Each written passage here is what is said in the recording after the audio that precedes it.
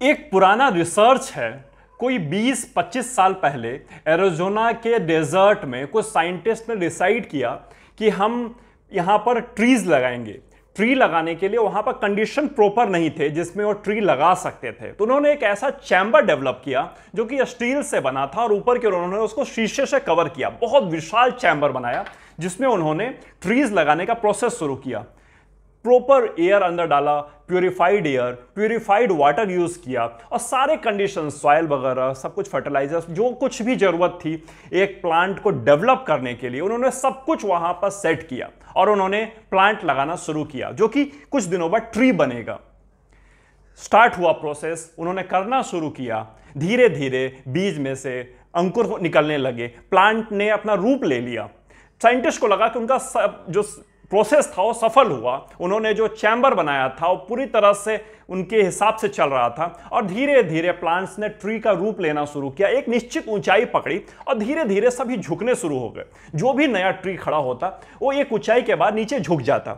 कोई भी खड़ा होता, इन साइंटिस्ट को समझ नहीं आ रहा था हमसे गलती कहां हो रही है। सब कुछ प्रॉपर चल रहा है, कोई भी हम चीज कमी नहीं छोड़ रहे हैं जो एनवायरनमेंट में होनी चाहिए। प्रॉपर लाइट आ रही है, प्रॉपर सन रेज आ रहा है, ऑक्सीजन मिल रहा है, इनको कार्बन डाइऑक्साइड रिलीज करने के लिए प्रॉपर स्पेस मिल रहा है। मगर ये ट्री एक ऊंचाई के बाद झुक क्यों जा रहे हैं सारे? ऐसा नहीं है कि कोई पार्टिकुलर एक दो ऐसा हो रहा हो। इन्होंने दूसरी एक टीम बुलवाई जो इस पर विचार करेगी ऐसा क्यों हो रहा है। दूसरी टीम आई, उसने भी इस पर काम शुरू किया। बड़ा समय लगा उनको सोचने में कि दिक्कत हो कहां रही है, समस्या है कहां पे, क्योंकि यह समझना बड़ा मुश्किल था कि सब कुछ इस प्रॉपर डेजर्ट में किया जा रहा है, इस चैम्बर के अंदर हो रहे चीजों में समस्या क्यों आ रही है। तो उन लोगों ने पाया एक चीज मिसिंग थी उन साइंटिस्ट के उस चैम्बर में लगाने में, वो था विंड। एक तेज विंड की कमी थी अंदर, हवा नहीं आ रहा था तेज फ्लो में। किसी भी ट्री को ग्रो करने के लिए एक हवा की जरूरत होती है, तेज हवा की जरूरत होती है। कोई भी पेड़ यदि आप नॉर्मल यदि आप देख रहे हो ग्रो हो रहा तो उसको हर चीज चाहिए होती है। सूरज की रोशनी भी चाहती है, पानी भी चाहिए, हवा भी चाहिए, हर तरह का नेचर में जो भी चेंजेज आ रहे हैं, बारिश हो रही है, सूखा पड़ रहा है, कुछ भी प्रॉब्लम आ रही है, सब कुछ को वो झेल रहा होता है। तब वो एक ट्री का रूप लेता है और एक सक्सेसफुल ट्री बनकर खड़ा होता है। जड़ों को मजबूती देता है, उससे तनों को मजबूती देता है, क्योंकि उसको पता है ये सारी चीजें हो रही हैं एनवायरनमेंट में, ये सारी चीजें होंगी एनवायरनमेंट में, उसके लिए वो अपने आप को रेडी कर रहा होता है। मगर उस चैम्बर में उन लोगों ने वो चीजें तो डाल दी जो ग्रोथ के लिए जरूरी थी, मगर वो चीजें नहीं डाल पाए जो उसके डेवलपमेंट के लिए जरूरी थी, उसके आगे बढ़ाने के लिए जरूरी थी। क्या हमारे लाइफ में हम सभी कंफर्ट जोन में इतना नहीं बंध गए हैं, इतना नहीं फंस गए हैं कि हम लोग उन चीजों को अपने आप से दूर करते जा रहे हैं जिससे हमें कंफर्ट जोन खींचता हो, वापस लेता हो, स्ट्रेस देता हो, रिलैक्सेशन से हमें टफनेस की तरफ भेजता हो? क्या आपको नहीं लगता कि हमें इतनी ज्यादा कंफर्ट जोन में नहीं रहना चाहिए?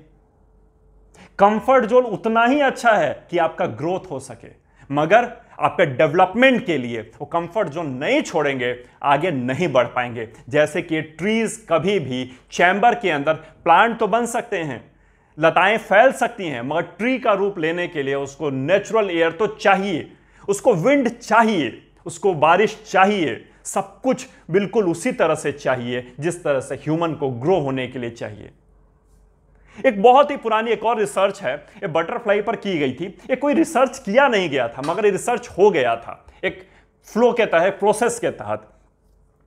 क्या होता है जब कोई भी मादा जब बच्चे को जन्म देती है, कोई भी माँ यदि बच्चे को जन्म देती है तो बहुत कष्ट से गुजरती है, बहुत ज्यादा पेन होता है, वो ह्यूमन हो या एनिमल्स हो। एक लंबा प्रोसेस है, उसमें बच्चे को रखना पड़ता है अपने एब्डोमेन में, उसके बाद वो उसका डिलीवरी देनी पड़ती है। मगर ये प्रोसेस इतना लेंदी, इतना टफ, इतना दर्द वाला होता है कि अगर कोई उसको, अगर ह्यूमन हो या फिर एनिमल्स हो, देखे तो थोड़ी देर के लिए समझ जाए कि कितना पेनफुल है वो पूरा प्रोसेस। यही प्रोसेस एक बार एक बटरफ्लाई एक अपने बच्चे को जन्म देने की कोशिश कर रही थी। एक बच्चा दूर खड़ा होकर के, बच्चा बोलूं या एक एडल्ट कह लीजिए, मतलब यंग एडल्ट कह लीजिए, वो उसको दूर खड़ा होकर के देख रहा था उस प्रोसेस को। उसको देखा कि वो बच्चा जन्म देने की कोशिश में बटरफ्लाई बिल्कुल मरने की कगार पे पहुंच गया। बटरफ्लाई छोटी सी तो होती ही है, बिल्कुल मरना सन्न हो गई है। उसने जितनी मेहनत कर सकती थी उसने किया। बच्चा भी थोड़ा थोड़ा दिखना शुरू हो गया था कि निकलना शुरू हुआ है, मगर बच्चा बाहर नहीं आ पा रहा था। वो लंबा प्रोसेस धीरे धीरे चल रहा था, इससे वो रहा नहीं गया। ये देखते देखते इसने फाइनली जा करके उस बटरफ्लाई की हेल्प करने की सोची। उसको लगा मर जाएगी, ये बच्चा मर जाएगा यदि मैंने इनकी मदद नहीं की, इनकी हेल्प नहीं की। तो उसने जाकर एक ब्लेड से या फिर कुछ धार वाली चीज से हल्का सा वहां कट बढ़ा दिया। इजीली वो बच्चा बाहर आ गया। बटरफ्लाई भी रिलैक्स हो गई। बच्चे ने जन्म लिया। कुछ सेकंड के लिए वहां बैठी तने पर, उसके बाद वो मर गई। वो बच्चा मर गया। बटरफ्लाई ने उसकी तरफ देखा और बटरफ्लाई वहां से उड़ गई। इस बच्चे को समझ, इस व्यक्ति को समझ नहीं आया कि हुआ क्या। ये बटरफ्लाई ठीक ठाक जन्म ली और झटके में मर गई। इतना लंबा प्रोसेस में तो मदद की इसकी, वो बच्चा मर गया मेरी वजह से। वो बच्चा उसकी वजह से मरा नहीं था, वो बच्चा उस प्रोसेस की वजह से वो जन्म ले रहा था। उस प्रोसेस को उसने डिसकंटिन्यू करने की कोशिश की, उसने उसमें ब्रेक लगा दिया उस बच्चे से, वो बच्चा मरा। क्योंकि जब जन्म का होने का जब एक प्रोसेस होता है तो उसमें पेन होता है। उस पेन में से बच्चा जब बाहर निकलता है तब उसको एनवायरनमेंट में सिचुएशंस के हिसाब से अपने आप को ढालने की हिम्मत बनती है, उसकी ताकत आती है। उसको जन्म लेने में एक जो स्ट्रेस लगता है मां को और बच्चे को, दोनों को जो उस समय हिम्मत जो आती है जन्म लेने के समय और जन्म देने के समय, उससे उसका ग्रोथ होता है, उसको बड़ा होने में मदद मिलती है। उस यदि प्रोसेस को आप काट देंगे, उस प्रोसेस को डिसकंटिन्यू कर देंगे तो उसमें मौत होने का भी खतरा होता है, जो इस केस में हुआ था।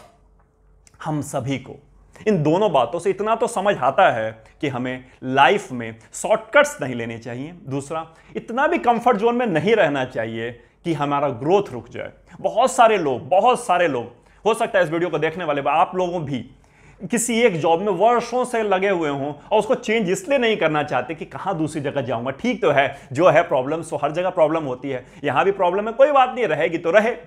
एक कंफर्ट जोन मिल गया है। और दूसरा, आपके अंदर कॉन्फिडेंस की कमी है। आपके अंदर कॉन्फिडेंस नहीं है कि मैं इस जॉब को छोड़ूंगा तो दूसरी जगह मुझे जॉब मिलेगी कि नहीं मिलेगी। यदि आपने उस कंफर्ट जोन को नहीं छोड़ा, थोड़ा सा रिस्क नहीं लिया और आप आगे नहीं बढ़े तो आप यकीन मानिए बर्बाद हो जाएंगे, खत्म हो जाएंगे, या कुछ बड़ा नहीं कर पाएंगे। जो हैं उतने में रह जाएंगे। क्या मानव शरीर आपने सिर्फ उतना ही करने के लिए लिया है जो आप वर्तमान में कर रहे हैं? नहीं ना। तो आपको कोशिश और ज्यादा, अधिक से अधिक करनी चाहिए।